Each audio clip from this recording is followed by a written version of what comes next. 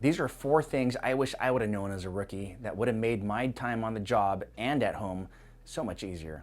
Number 1, work out. I know we spend 50% of the time in the academy doing physical training, but why does that stop as soon as we get to our departments? I know there's no requirement at the departments, but there should be an expectation, and it should be an expectation that you give to yourself. Why? Because your partners depend on you. Not only does the public depend on you to be there and be able to do your job, your partners expect you to be there and have their backs. I can tell you countless times that I've been on the street where I've worried about who my backup was because the last thing I wanted to do was worry about them in addition to me.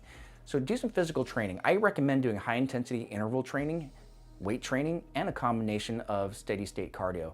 A great way to do that while learning a valuable skill is to participate in learning Brazilian Jiu-Jitsu. I've been training Brazilian Jiu-Jitsu for the last 6 years, and my cardio is at its peak levels. I once ran a relay race called Baker to Vegas without training on the run itself, just relying on the cardio and strength I gained from Jiu-Jitsu, and I did it flawlessly. Number 2, polish your stuff. What I mean by that is look squared away.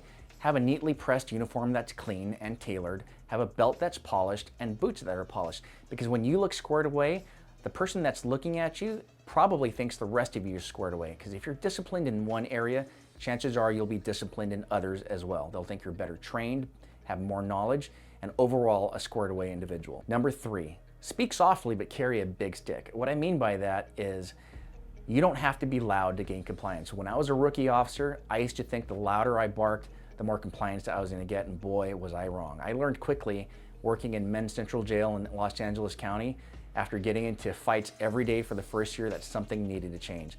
And what I learned was speaking softly showed that I had more experience and maturity and that I wasn't as new as I might appear. I was young, I still looked young. I was only 22 when I started, but that level of maturity that I interjected in my communication gave me a new level of maturity that others ended up emulating as well. Number 4, you're an enforcer, not a punisher. What do I mean by that is this. When you go give someone a citation or arrest them, that's your job. You don't dole out the punishment. The punishment comes from prosecutors and judges. Our job as people that enforce the law is to interpret the penal code, vehicle code, or other codes that we may use to do our job, explain it to the person of why they're being involved in that situation, and then give them the citation or arrest them. You want to do it into a point where it's so professional that they thank you.